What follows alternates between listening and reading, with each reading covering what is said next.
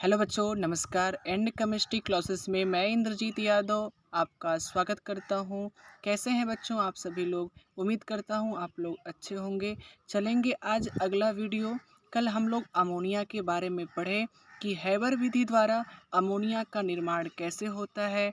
अब हम पढ़ेंगे कि ओस्टवाल्ड विधि द्वारा और प्रयोगशाला विधि में नाइट्रिक अम्ल का निर्माण किस प्रकार से किया जाता है। तो देखेंगे बच्चों, नाइट्रिक अम्ल का हेडिंग डालेंगे क्योंकि कल लाइव क्लास में मैंने अमोनिया का फिजिकल प्रॉपर्टीज और अमोनिया का केमिकल प्रॉपर्टीज मैंने बता दिया था।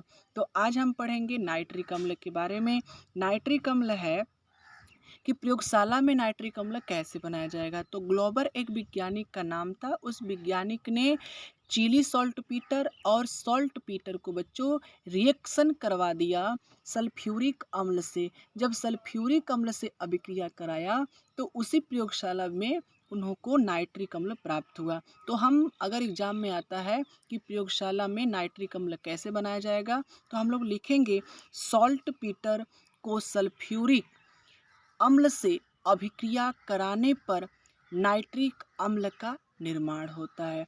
चिली सॉल्ट पीटर से अभिक्रिया कराने पर नाइट्रिक अम्ल का निर्माण होता है। अब आपके सामने रिएक्शन है KNO3 प्लस H2SO4। अब ये सॉल्ट पीटर जो है बच्चों, पोटेशियम के ऊपर एक धन होता है, NO3 के ऊपर एक ऋण होता है।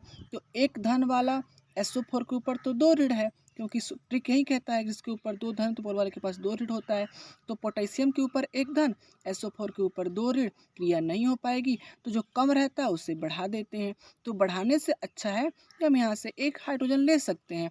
तो पोटेशियम बाई सल्फेट का निर्माण हो गया। तो बचा क्या, यहाँ से दो हाइड्रोजन था, एक हाइड्रोजन तो हमने इसके साथ जोड़ दिया, तो एक हाइड्रोजन बचा और NO3 बचा, बन गया HNO3, मतलब नाइट्रिक एसिड बन गया बच्चों।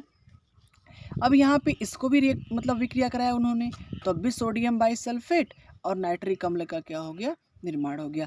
अब सबसे इम्पॉर्टेंट जो थ्योरी आती है कि ओस्टवाल्ड विधि द्वारा नाइट्रिक एसिड का निर्माण कैसे किया जाता है। तो देखो बच्चों, इसमें तीन प्रकार के कक्ष होते हैं। इन कक्षों का नाम याद रखना। एक होता है उत्प्रेरक कक्ष, एक होता है ऑक्सीकारक कक्ष, एक होता है अवशोषण कक्ष। इन तीन कक्षों का नाम याद रखना और दिमाग में फिगर याद रखना, फिर अपने आप लिख सकते हैं। बस थोड़ा सा हेल्प की ज़रूरत होगी। तो देखो बच्चों, सफलता एक दिन में नहीं मिलती, तो हमें तो प्रैक्टिस करनी पड़ेगी लगातार। सीक्वेंस बाय सीक्वेंस हमेशा मेहनत करना पड़ेगा। तो इसमें ओस्टवाल्ड विधि में तीन प्रकार के कक्ष होते हैं। एक उत्प्रेरक कक्ष, एक ऑक्सीकारक कक्ष, एक अवशोषण कक्ष। आपके सामने है, ये उत्प्रेरक कक्ष है, ये ऑक्सीकारक कक्ष है और ये अवशोषण कक्ष है। इसमें अभिक्रिया कैसे होती है सर, वो मुझे बता दो। तो देखो बच्चों, अमोनिया और वायु के 10 संबंध 1 या 1 संबंध 10 के अनुपात में हम ले सकते हैं। 1 संबंध 10 कहना उचित रहेगा। तो इनको लेके हम उत्प्रेरक कक्ष में प्रवाहित कराते हैं अमोनिया और वायु के मिश्रण को। जिस कक्ष का ताप 700 से लेके 800 डिग्री सेल्सियस होता है, तो जिसमें प्लेटिनम की जालियां लगी होती हैं। तो अमोनिया वायु में उपस्थित ऑक्सीजन से अभिक्रिया करके नाइट्रिक ऑक्साइड का निर्माण करती है और नाइट्रिक ऑक्साइड, प्राप्त नाइट्रिक ऑक्साइड को हम ऑक्सीकारक कक्ष में प्रवाहित करा के शेष ऑक्सीजन से अभिक्रिया कराने पर नाइट्रोजन डाइऑक्साइड का निर्माण होता है। प्राप्त नाइट्रोजन डाइऑक्साइड को हम अवशोषण कक्ष में प्रवाहित कराते हैं, जिस कक्ष में ऊपर से जल गिरता रहता है।